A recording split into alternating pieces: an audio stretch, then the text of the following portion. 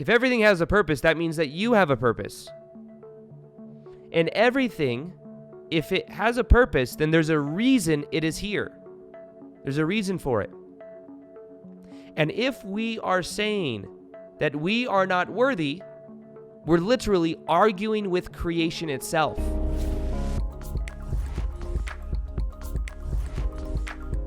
And I'm excited to do this episode because I'm going to be sharing with you kind of a cool story about what happened when in Costa Rica, and also a little bit about what are called the five, or a lot, I mean, that's the topic of this episode, the 5 laws of creation, which synchronistically was something that we were taught during what is called a Wachuma ceremony. Now, Wachuma is the San Pedro cactus. It is a beautiful plant medicine. Now, when I talk about plant medicine, I always like to give it the undertones of understanding how sacred it is and how it's not meant to be something, I'm not saying everyone go do this. I'm not saying everyone should seek this out. All I'm saying is that it's a very beautiful plant medicine. San Pedro cactus, it's a cactus, and it's considered, similar. It's in a similar family when it comes to ayahuasca, as far as it's something that is used to really connect deeper to your own self, and it reflects certain things back to you. And while in Costa Rica, for those of you that don't know, I was there with my best friend Victor Odo and his wife Patty. And what we did is we had a ceremony where we brought in some of the most badass shaman that we knew of, people that have been sitting with medicine, plant medicine like ayahuasca, which is a brew that some people take in very safe settings, where it brings up a lot of things that maybe no longer serve, sometimes subconscious stuff that's in the subconscious. It can be very transformative, not always the most pleasurable, but the effects of it are that you break out of like years of pain, or you're able to understand things at a deeper level. It's not legal in the United States. However, when we do it, we normally go to Costa Rica, and it could be very magical, very powerful. The first time I ever did plant medicine was in 2017. I went to a place in Costa Rica where I got to do it for free in exchange for doing YouTube videos and talking about it. And at the time, I didn't even think I was going to do the ayahuasca. I thought it was like something way outside of something I'd be comfortable doing, but I wanted to go. It was like when I was first growing on YouTube, so I wanted like a cool free trip. So I ended up going, and I got my buddy Victor Odo to come with, because I got him on the same like influencer deal that I had. And what ended up happening is I ended up doing it 4 nights in a row, because that's how it was done. It was like a certain theme every night, and it was ayahuasca. And it was so life transforming, and I ended up in a way enjoying aspects of it. It can be very enjoyable too, but you have to do it in a very safe setting with people that have been like working with the medicine for like long time, or just very much committed to it. So anyways, did that. I ended up going back there 3 years in a row. So I sat with ayahuasca 12 times, 4 times a year for 3 years in a row. And then this last year, what we did is we connected to some of the I have a connection to one of the shaman in Costa Rica who has connections to a whole community of people that have been sitting with the medicine for many, many decades. Very connected, and very, they consider it very sacred, and I feel very safe with them. And what we did is, my buddy Victor Odo and I, we facilitated an experience where we invited 23 subscribers out there to this amazing life transfer, like to this amazing retreat center that accommodated everything, food, everything. And what we did is we brought in these shaman. There were 2 nights of ayahuasca, and then there was 1 day of Wachuma. And Wachuma is something that's done during the day. Ayahuasca is normally done at night. And ayahuasca normally will be about 5-6 hours ceremony. Normally, there's normally 1 cup served in the beginning, and then another cup a couple hours in. And man, the people that came had very, very transformative nights. It was so magical. And by the third, so those are the first 2 nights. The third day is the Wachuma day. Wachuma San Pedro. it is the Wachuma is kind of like the name, like San Pedro is the name of the cactus, but Wachuma is the name of like the spirit.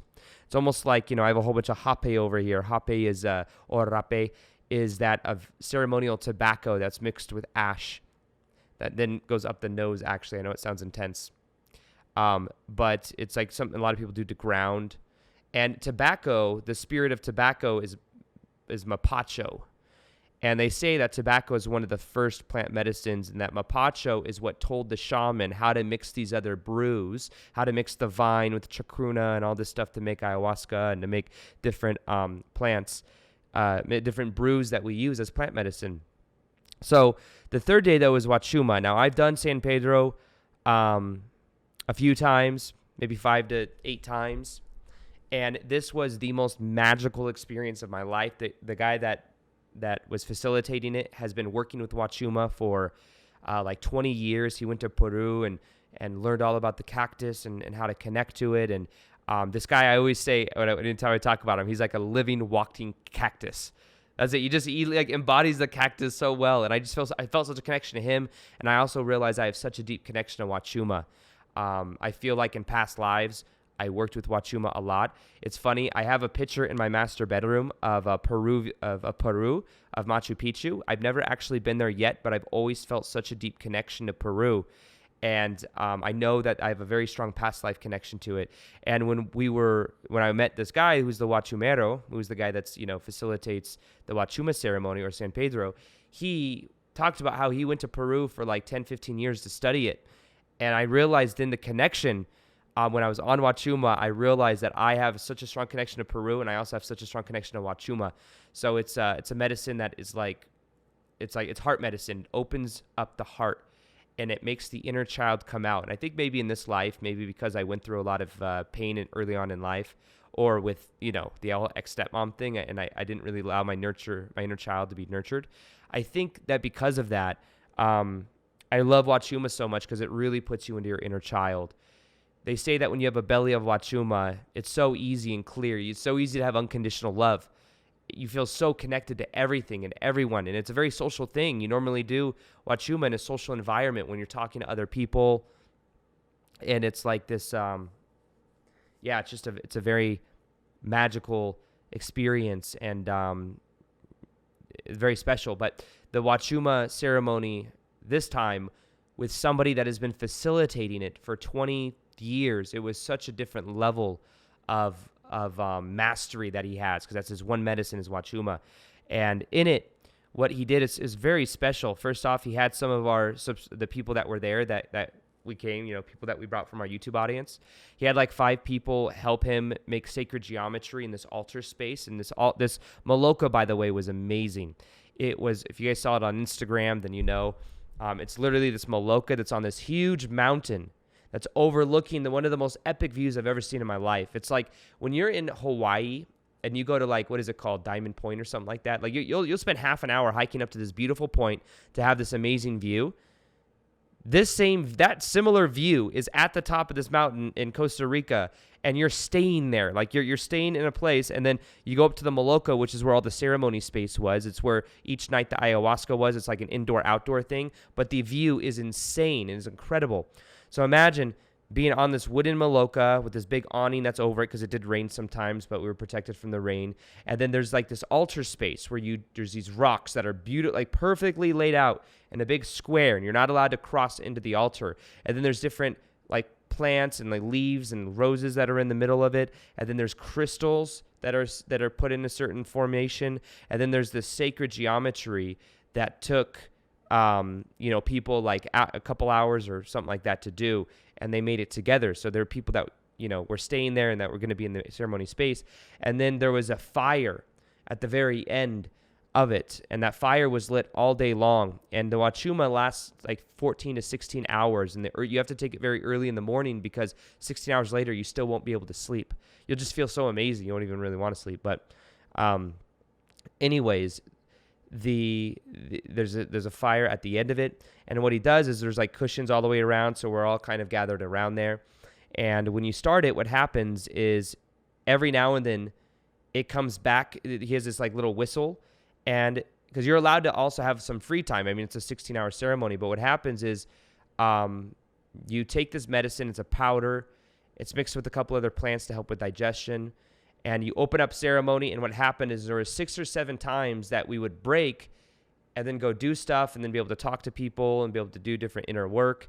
And then we'd come back once you blew the whistle to the altar, and he would do a little teaching. And there were like 5 or 6 teachings that he'd have. And they were like powerful teachings that we would then meditate on and we'd connect to. Now, when you first take it, it takes about an hour and a half for it to kick in. So what we did is we all took the medicine, we all took the Wachuma, and he like mixed it, we drink it, and then we all sat. We had to pick a certain space to sit in, anywhere like on the property, kind of like within distance of hearing this whistle. But we had 2 hours to sit there and do nothing. So the first 2 hours is specifically meditation, and that was beautiful. I've never really done that before. Normally you take it and then you get kind of do like social stuff, but 2 hours of pure meditation within yourself. I laid in the sun for a little bit and just sat down, and like you start to feel it come on, and it's like this buzzing feeling in your heart, and you start feeling so connected. It's not like a crazy thing where you go away, and you're like deep in your subconscious, and you're like not there. Like you're really there. You're really present. And then what happened is we are 2 hours later, we then come for the first altar, and during the altar there's a teaching. It talks about kind of what we're going to be doing, and he says that there's 5 laws of creation. And that these 5 laws of creation are laws. These are not theories. These are not beliefs. Beliefs create our reality, but many of our beliefs will change from person to person. But these are 5 laws of creation. These are the only 5 laws. And if you understand these 5 laws, your life will be much more enriched. You'll feel like you understand people at a deeper level. You understand yourself at a deeper level. You understand the way the world and the universe works at a deeper level. And that's what I want to share with you in this episode. I'm literally going to take you on that journey of that Wachuma ceremony and share with you the different insights that I had along the way. And first off, we sit down, and he explains to us that the first law of creation is that I am. I am, which also means I exist, which means you exist. You exist. So this is the first law of creation. You exist. Period. Energy cannot be created nor destroyed. It simply exists. You exist now, and you will always exist. This is where we come across the realization that we are eternal spiritual beings, live in temporary human experiences. And when you think of even the words I am, with manifestation, they say anything you place after I am, it's very important you become aware of what that is.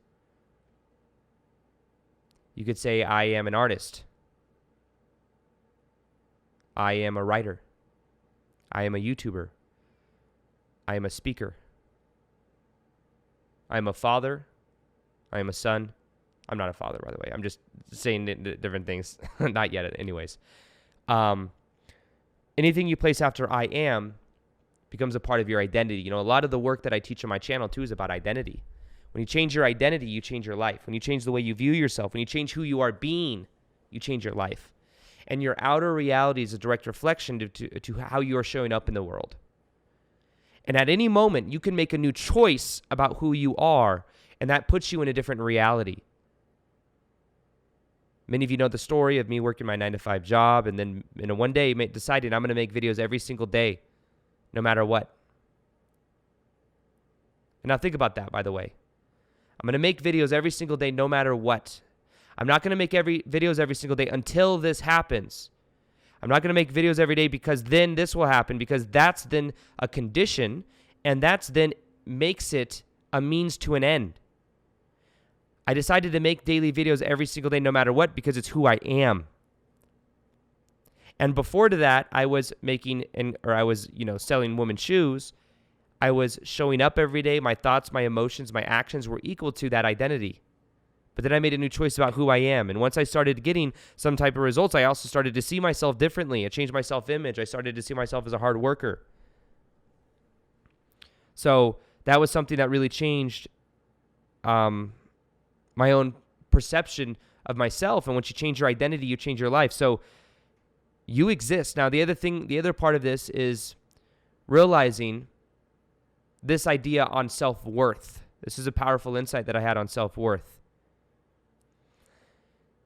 And this is also from the teachings of Bashar as well. And we'll get into that later. But I've heard him say this, so I don't want to, take ownership like I created this whole idea. But you exist.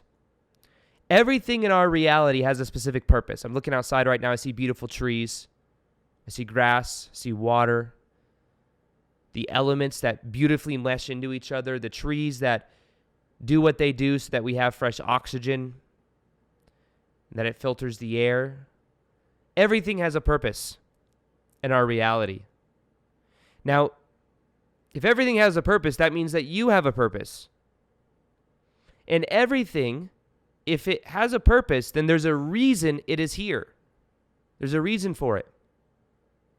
And if we are saying that we are not worthy, we're literally arguing with creation itself.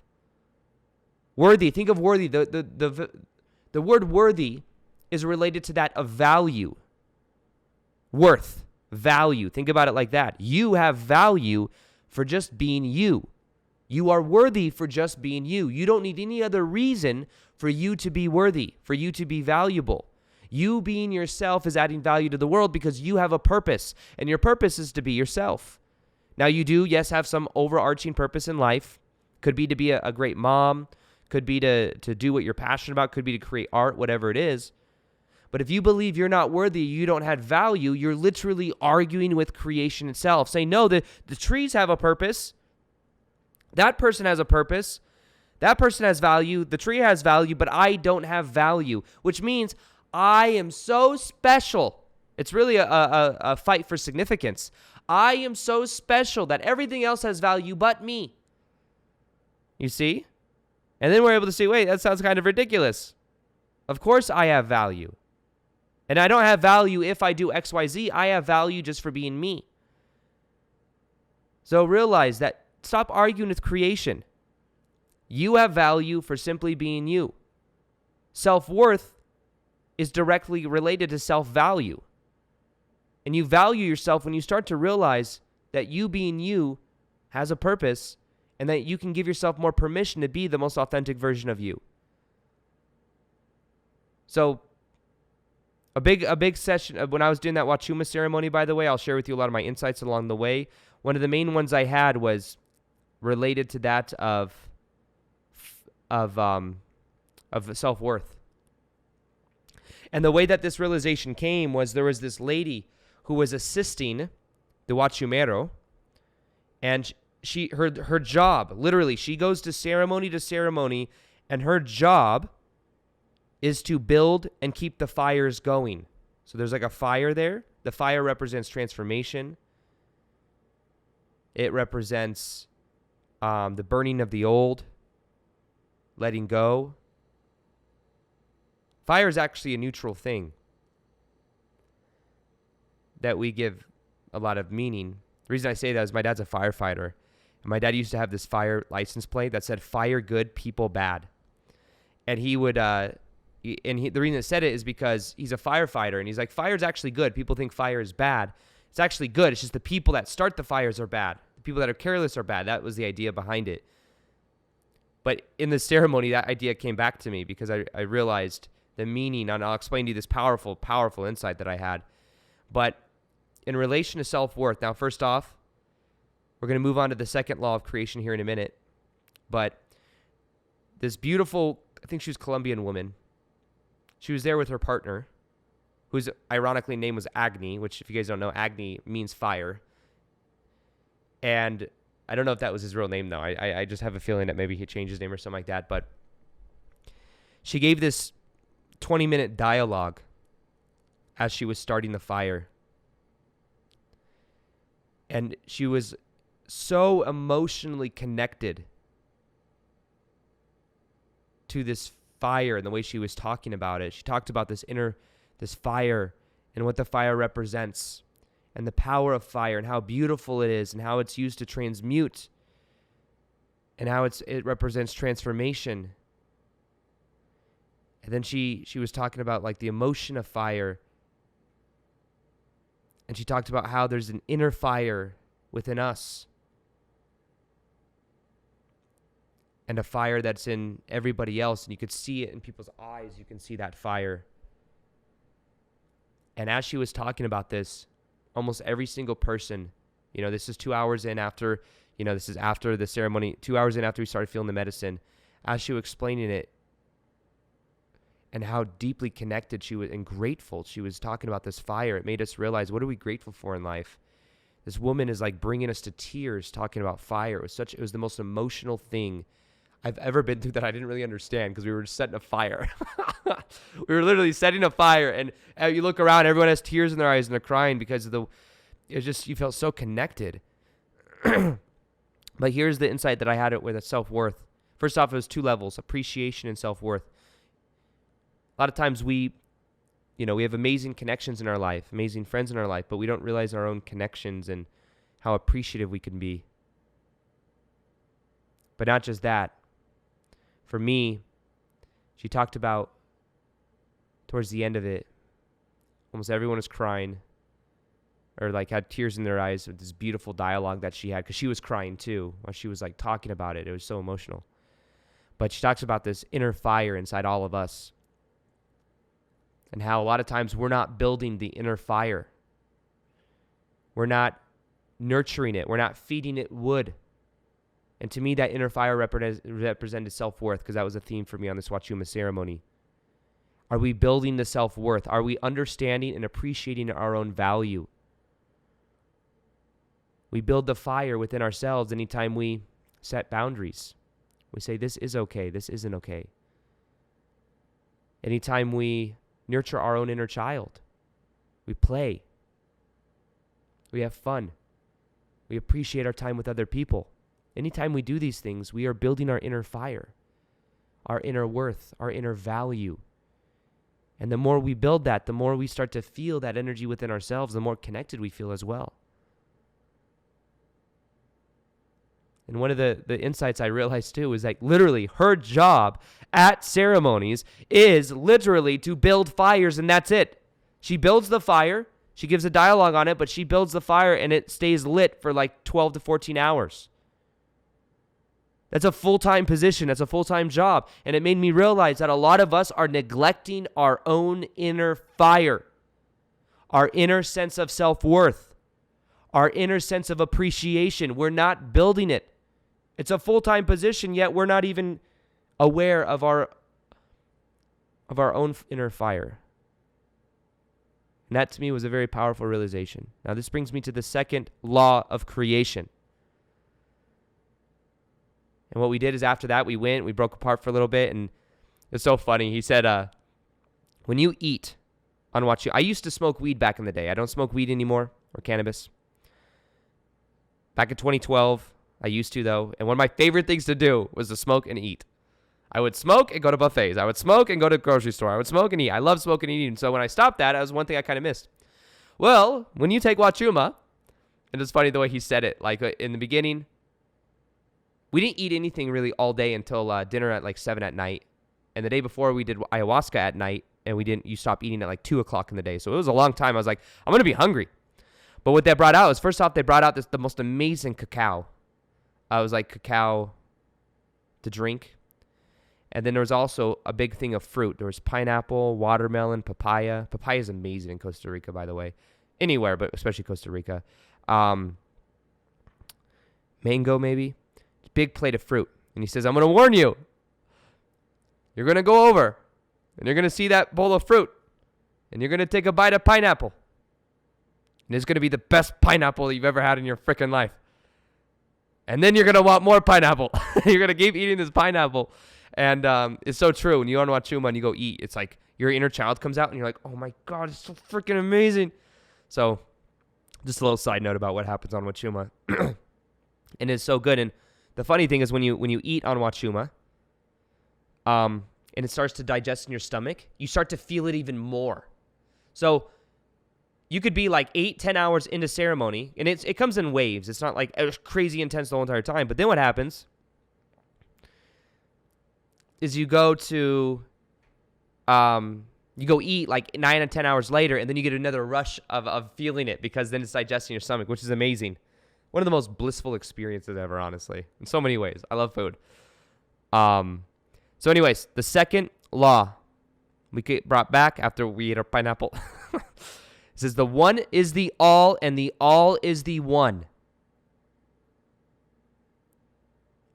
If you were to have a bowl of pearls, and you were to walk over to that bowl of pearls and get really close to it, you would notice that in each pearl is the reflection of all the other pearls. There is a drop in the ocean and an ocean in the drop.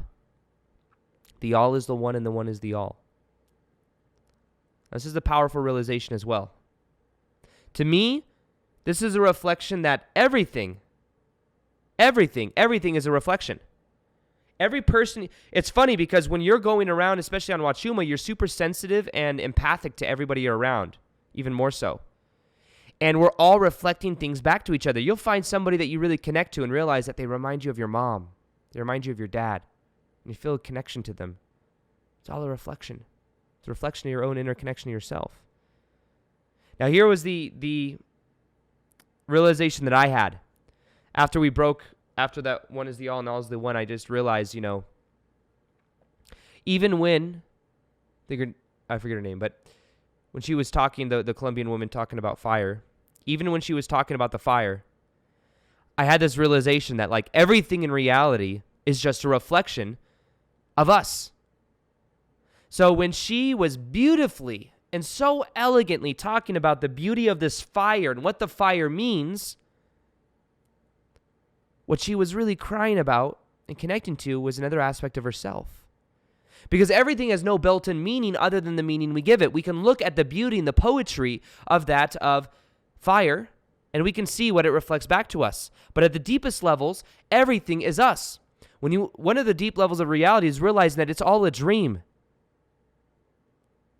And that it's a reflection of more and more of us. And what we like in someone else, we like about ourselves. What we dislike in someone else, we dislike about ourselves because it's all a reflection anyways. So when we're talking about the fire and what the fire means, it may mean something to everyone else. It was funny, I was talking to Victor about it while in ceremony, and he said, to him it represented appreciation was what the fire meant. Because she was so appreciative of this fire. And that's one of the aspects of myself, but for me it represented inner self-worth and building that fire and protecting the fire.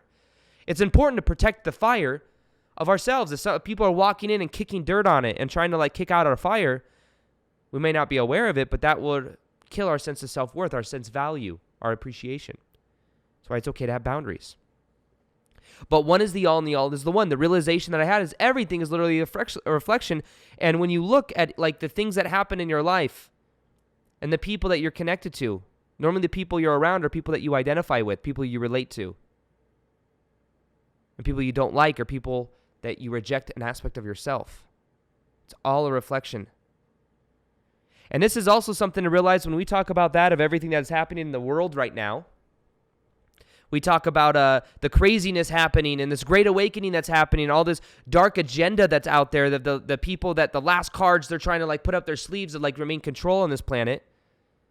I know that's out there for some people that may have not heard me talk about this before, but it's very obvious from the outside looking in of that there's other stuff going on. But even these other people that are trying to control different agendas, they are other aspects of us. We've literally decided to incarnate into this system to forget who we are so that we can then remember who we are. And they're playing an important part of the game. They may be playing the villain, but understand that a lot of times the villain, if you've seen the movie The Joker, which I haven't seen by the way, but I imagine that watching the movie The Joker, you then see that he's not mentally healthy, and you probably feel somewhat empathically connected to him, or sorry for him, or you understand him at a different level. With my ex-stepmom, for example, the pain that I went through growing up, I realized that she was treated the same way, and she had an alcoholic dad that was abusive towards her. Maybe that's why she is the way she is. Doesn't make it right, but it helps me understand it more. But when we look at even the people that are controlling different negative agendas, realize they're people that have forgotten who they are. Maybe they were controlled. Or maybe they believe they have to control in order to have their own power. They don't believe in their own power. They're also playing a role, though. We wanted to come in here to this reality, to wake up and to go through the shift of consciousness into this new age of Aquarius. And for us to do that, we had to have some people kind of playing the shitty parts. To them, it might be good parts, but they have a lot of work that they're going to be learning, just like we have a lot of work we're learning. But we're all connected. It helps us have more compassion to understand this, by the way. That's why I share it. But the realization I had is that everything is a reflection. And it has no built-in meaning. So even us like crying over this fire, we're like crying at another aspect of herself. It's almost like, it's like the fire was her, and she was she was looking at herself crying, talking about the fire and what it represents. And every part of us that were crying and looking at this, we were acknowledging that connection within ourselves, our own inner fire. And it was just so funny to me because you become very playful and inner childlike when you're on Wachuma. But it was so funny to me, that kind of connection, because it's like, oh, we're like crying while we talk to ourselves about ourselves. It was an interesting thing. And I was trying to explain it to Victor when you're in this space. It was so funny, but that was like a realization. So that's the second reflection, or law of creation, is that the one is the all and the all is the one. So it's all a dream. There comes a point, I remember hearing Bashar talk about this too. A big powerful shift happens when you realize that it's not so much that you are in the dream as you realize the dream is in you. Like imagine that right now you're asleep in a higher reality, dreaming that this is who you are. So it's not so much that reality, that your consciousness is in reality, but it's more so your reality is in consciousness. You are consciousness. And when you wake up from this life, I think you literally wake up into a higher vibrational reality, because this is a dream. It's a beautiful dream. And it's a collective dream that we've decided to have together, but we're all reflecting back different things to us. And when you're on plant medicine, that is one thing you know for sure, that you feel for sure, is that everything is a reflection. The third law of creation. The third law. You guys ready for this? It's very simple. I've talked about this on my YouTube channel for a very, very, very long time in many ways. What you put out is what you get back. So he blows the whistle. We come back to another one. He talks about how what you put out is what you get back. What you put out is what you get back. So this you could say is karma. And this is a way I think of balance in the universe. We have balance of what you put out is what you get back, so that we understand also, because think about this too. Why is it that what you put out is what you get back? Because what you put out, what you do to someone else, you do to another aspect of you. Because that person is connected to you. The one is the all and the all is the one. So if you're mean to someone else, you're mean to another aspect of yourself. And then that comes back to you, because there's like an energetic pattern to the universe. Now, this is one reason I talk a lot about, like, getting on YouTube, and like people that want to get on YouTube, or people that want to create content or want to add value, be a coach, be a healer, be an artist, whatever it is. Have the intention of adding value, putting value out into the world, because then that comes back to you. So when it came to YouTube, that was one of my intentions. Like, how can I add value to people? How can I help solve their problems? How can I help teach these ideas? And as I had that intention, that came back. More and more people came too. It's like people learned, and then they referred the videos to other people, and then more people came back, and then the more things grew, and then I had more resources, and then I could grow the business more and hire editors and all this stuff. But what you put out is what you get back. I used to remember this too because of my old 9-to-5 job that I had selling women's shoes. It was like a playground for the law of attraction. If I went into work and my intention was, how can I make money? How can I hit my goals? People would feel that energy. And I found that didn't get the best results, because people would almost have a wall up when I was helping customers. I could feel that like it just didn't jive as well. But when I had the intention of going into work and adding value, even if it meant they didn't buy shoes, but I was adding emotional value to them, I was having fun with them, I was joking around with them. Many times just having that intention was so freedom vibe that they would then be in a high vibe, and a lot of times they would then buy. So if I had the intention for me to make my goals, that's service to self. It's also in the law of one material. If I had the intention of adding value, having fun, even if they didn't buy, that was service to others. People can feel that energy. It's contagious, and what you put out is what you get back. And if you think about money in general, a lot of spiritual people have blocks around money. Money is just an exchange of energy. What you put out is what you get back. The value you put out into the world is a reflection of the money or the abundance or the energy that can come back to you. That's a new way of, that's a way of understanding the way that abundance works. So when you start to think about this differently, it changes the game. It's not what can I get in the world, it's what can I give, because what I can give in the world is going to come back to me. But what you give is in value, and then what you get back is the value of the abundance exchange that we use in this world, which we call money. But once again, money has no built-in meaning other than the meaning we give it. So it's definitely something to be aware of. But okay, back to that 9-to-5 job that I had. There was a time when I was walking around at that 9-to-5 job, and I remember that I would do this like experiment where every day I went in, I started at 0. And I was able to see the energy that I put into my days and the kind of results that I would get.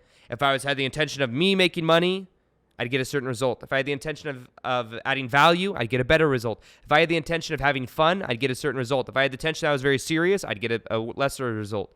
So the more I had fun, the more I enjoyed, the more I was in high vibe, the more I focused on adding value, the better result I'd get. But there's this one thing I used to do. I would give compliments to people. Not as a people-pleasing thing, like if I give compliments, oh, like they're going to like me. But I realized that the days I would give compliments to people, I give a compliment to someone, and then 20, 30 minutes later, someone completely different would give me a compliment. And it was very consistent. If I gave a lot of compliments, I'd get a lot of compliments that day. Someone would say, oh, you know, your energy's so good today, or this or that, or whatever it is. It's funny because what you put out really is what you get back. You put out compliments, you will get compliments. That's why in the book Think and Grow Rich, they say find out what you want and then find ways of giving other people what they want, and then you'll get what you want. But be very clear what that definite purpose is. And when it comes to karma, I do have a different perspective of karma too. Karma, when we're not aware of what we are doing and how we are affecting other people, we get a reflection of that back. But once we become aware of it, we can then make a new choice, and we can stop negative karma. Sometimes I think we think, oh, I did this like 7 years ago, it's going to happen to me again. Once you become aware of the pattern, you transcend the pattern of that karma. Awareness is really key here. So what you put out is what you get back, literally, because other people in your life are a reflection of you. And what you do to someone else, you're doing to another aspect of you. They are literally other yous. So, if you're trying to go full time doing what you love or something like that as well, keep in mind, focus on the value you put out into the world. My buddy Victor Odo and I, we used to have this training called MIVS, M-I-V-S, and it was like mission, intention, value, and strategy. So mission, becoming aware of your mission, of who you're meant to be and how your purpose in life. And then intention is like the intention, the action of actually doing that and deciding and declaring that that's what you want. And then value, focusing on the value, not on the subscribers, not on the money coming in, on the value you put out. And then the strategy that you have for that is really what helps it all glue together. If I knew the strategy I knew now, I would have been full-time on YouTube probably 5 or 6 months before I was. You don't need, I know you've probably heard me talk about this before, but you don't need 100,000 or 10,000 followers to go full-time. You literally could have like 5 coaching clients and be full-time. Whether you're a healer, a life coach, an artist, anything I think can be monetized on the internet nowadays for the most part. And because of everything happening in the world, a lot of things are going online. So one thing that I do have, if you want to check it out, that training I'm talking about with my buddy Victor Odo, you go to fulltimepurpose.com, fulltimepurpose.com, check it out. We'll show you how to go full-time doing what they love. We've helped hundreds of people go full-time, quit their 9-to-5 job, and do what they love. You can look at testimonials on that page and stuff like that. But, yeah, that's something that we love helping people do. But now is the time on the planet, out of that 20-something people group that was at that plant medicine ceremony in Costa Rica for 4 days, so many of them are in the transition of going full-time doing what they love. And you just need that little strategy. You just need that little push in the right direction. And understanding the energy. You put out the value, you get it back. And it's being connected to your heart, too. That's the important part of this. So that's something that resonates with you. If you want to learn how to go full-time doing what you love, go to fulltimepurpose.com. Check it out there. that's where we can help you go full-time doing what you love, quit your 9-to-5 job, show you the strategy in a heart-based connected way, and help you understand how to do that. It's much easier than you think, and it's so much more rewarding. Anyways, back to the ceremony. So that was the third one. What you put out is what you get back. This is also, I think, where we learn how to forgive. If you're angry at someone else, you hold that anger inside of yourself. When I was angry at my ex-stepmom, even after she was into my life after 17 years old, I kept attracting women into my life, specifically women, because I think I had a belief about women that was developed. Women in my life that were trying to control me. I always had somebody that reflected that anger within myself that caused me to be angry. When I forgave her was when I learned meditation in 2012. And I realized that that led me to my spiritual awakening. So I actually felt in a weird way somewhat grateful for that transformation. And that changed my whole entire life. But it's forgiveness. Forgiving. Because remember, everyone is you. The person that did something bad to you, if you hold on to that in your energetic field, you're going to attract more people into your life. It only hurts you. Because of resonance, you'll continue to attract people into your life to reflect that back to you. So forgiveness was a big thing. There were also these really cool tobacco. You get this tobacco and you put it in these little like cloths. And you would tie up these cloths and put intention into it and then throw it into the altar space because you're not allowed to walk in the altar space. There were hundreds of them. There were different colors that represented different things. White represented healing. Other red represented grounding or something. So you'd put your intentions in there. I put some intentions for some people in my family to heal, to forgive people, and I threw it in there. And there was also, you could just get some tobacco and throw it into the fire at any point. Power for a way of letting go. These little ceremonies are different permission slips we use to let go. So that was another realization. Now, the fourth law of creation is that the only moment that exists is this moment right now. It's right now. The only moment that exists is this moment right now. The idea of the past, the idea of the future is an imagination. It's we're imagining something that could happen, might happen, may or may not happen. Blame or regret is in memory of how something should have happened or didn't happen or thinking about something that happened in the past. That's memory. So one's memory, one's imagination. But they're not here and now. The only moment that exists is here and now. And only time that exists is now. Now, I've done something called DMT back in 2012. And I had this realization that everything's already happened. It's the most trippy realization I've ever had. Everything has already happened. But we're here experiencing this. I believe we've already at higher, as above, so below, as we've already ascended to a higher level of consciousness, but we've come back in time literally to experience this at a mass level of ascension in body, and we're doing it right now. But the only place that we can ever make transformation is in this moment right now. You know how many people are waiting for something to happen?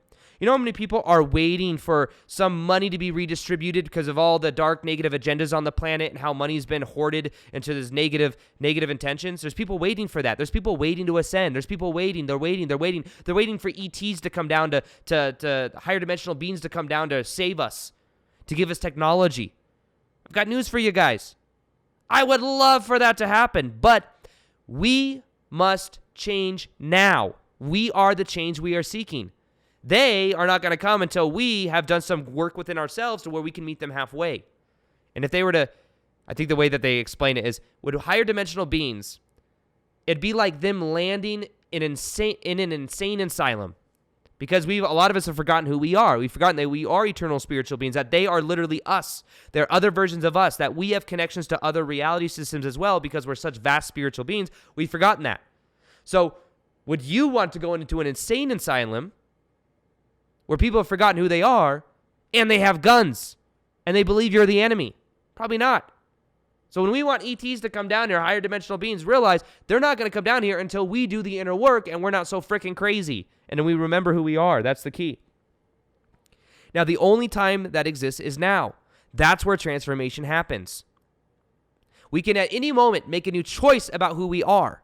And that will literally put us in a new timeline. Here's what neuroscience shows us too. Anytime you remember something from the past, you take that memory out of the memory bank, you look at it, you change it just a little bit, and you put it back in. And by the time you've remembered something 100, 200, 600, 1,000 times, 10,000 times, because that's how some people think about the past. You've changed it so many times that it's not what actually happened. Isn't that interesting? So what we think of as the past isn't even really the past. The past is changing. As you change in the present moment, you'll remember other parts of your past. When I'm in a confident state, it's very easy for me to remember other confident times in my past because the neuronal structure in my brain, the neural networks, are primed to remember things of when I was like that. When I'm in a depressed state, it's the opposite. So it depends on our neural network of our brain to what memories we connect to. So the past isn't as set as we think. The past is changing as we change. The future is changing as we change. There are many different probabilities that we can experience. The timeline we are on depends on what we are doing right now. But stop waiting. Stop waiting for the change to come. So many people we talk to at that event too are like they want to go full-time doing what they love.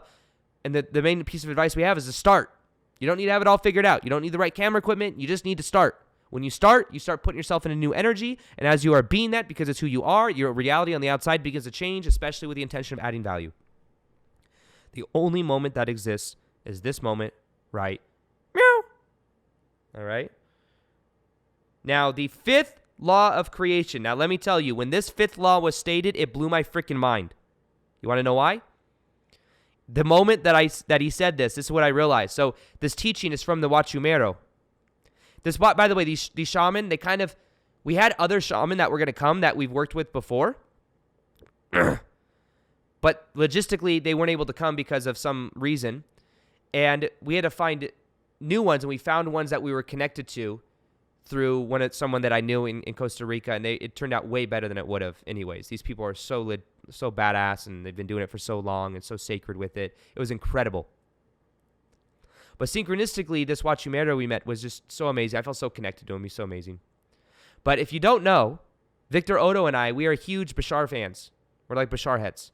We've studied this. We've talked about him a lot. You know, he's like it's a little more esoteric. It's like an Abraham Hicks type thing. If someone channeling, he's been doing it since the 1980s. Been channeling since the 1980s, this material. And it's been so consistent for so many years, and I've always felt so connected to it. But it's like an extraterrestrial being from a different reality that's being transmitted through this guy. His name is Daryl. It's literally another aspect of him that's coming through to explain how reality works and the different things and about the hybridization, happening on the planet, all these different agendas. It's very interesting. But anyways, I feel very connected to the information. So in the moment, I've heard these 5 laws of creation before. But what happened is in the moment that I heard this 5th law, I immediately knew. I literally was going to turn to Victor in ceremony. I was like, dude, oh my God, this is Bashar's 5 laws. And then he says, the 5th law of creation is everything changes except for the first 4 laws. Everything changes except for the first 4 laws. When I heard that, I knew that it was the Bashar material. And then after that, he said, these 5 laws come from Bashar, who's a being from Esasani, a different higher dimensional being. It was so magical because in a lot of the audience, a lot of the people there, they knew about how much of fans, both Victor and I are of that. So it was so magical. And what happened is everything changes except for the first 5 laws. If you remain attached, a lot of the YouTube videos I've been making lately are about attachment, letting go of attachment. Everything changes. The only time you really experience a lot of pain and resistance is when you try to remain attached to the old. Everything changes. We're going to change our form one day. One day we're going to die. And when we do, we're going to maybe wake up into higher states of consciousness. We don't know exactly what's going to happen, but the only time we really experience pain is when we try to hold on to the way something should be, the way something was, how it should be in the future. We're trying to hold on to certainty. Many of us crave certainty. I know in many ways I do. Sometimes letting go has been hard for me. This year, letting go of the past has been a challenge in many ways, but I've learned how to really let go more gracefully. Part of it was reading that book, Letting Go by Dr. David Hawkins, which is awesome for that, by the way. But letting go of control.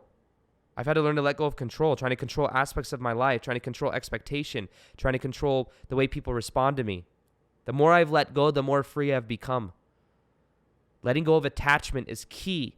And realizing also that the attachment, what we're trying to do is we're trying to hold on to something. We're trying to make it a part of ourselves and instead of letting it be free. A lot of times with love, we have conditional states of love where we say, I love you as long as you are this way. But when you can love someone regardless of what they do, that's true love. And when you're on Wachuma, you feel unconditionally loving with every single person there, and there is no attachment. Things are very clear when you're on Wachuma because you don't feel attached. You just feel unconditionally loving. So everything changes except for the first 4 laws. So be okay with everything changing. The more I've let go of things, I tell you, the more I've let go, the more magic has come into my life. So that has been key for me. That has completely transformed my life. Now, by the way, if you're listening to this right now on the YouTube channel, this is from the podcast, which is on Expand Your Aware, or it's the Aaron Doughty podcast on iTunes and Spotify. The links will be below. You can check it out. There are hundreds of other podcast episodes like this, many of which were on YouTube. I just started putting some of these on YouTube. There's also a second YouTube channel where I post all the other podcasts, not all of them, but many of them. You can click that below. It's the Aaron Doughty podcast channel. And if you guys are listening to this on the podcast, you can also, there's an Aaron Doughty podcast channel where I post the videos to this. I might post this one on my actual channel, my main channel. But yeah, new podcast episodes every Tuesday and Friday. And this is where I'm going to be putting a lot of my attention. So subscribe to the podcast. It's really easy to listen to as well, because when you listen to it, you listen to it while you're driving. It automatically downloads. You don't have to make sure everything's playing perfectly in the video player. Makes it very easy. And if you could also review the podcast on iTunes, it would mean the world to me. It really helps the podcast grow. If you don't have an iPhone, ask your friend to borrow their iPhone. iTunes really does help. Other than that, let me know. Subscribe below if you haven't subscribed already. Let me know which of these 5 laws you felt most connection to. Do you want me to share more of my plant medicine journeys, stories like that? Let me know. I felt like I kind of brought everyone through a journey today. I hope you guys felt that. Other than that, I want to thank you guys for being here. And as always, I'll talk to you guys later. Peace, much love, and namaste.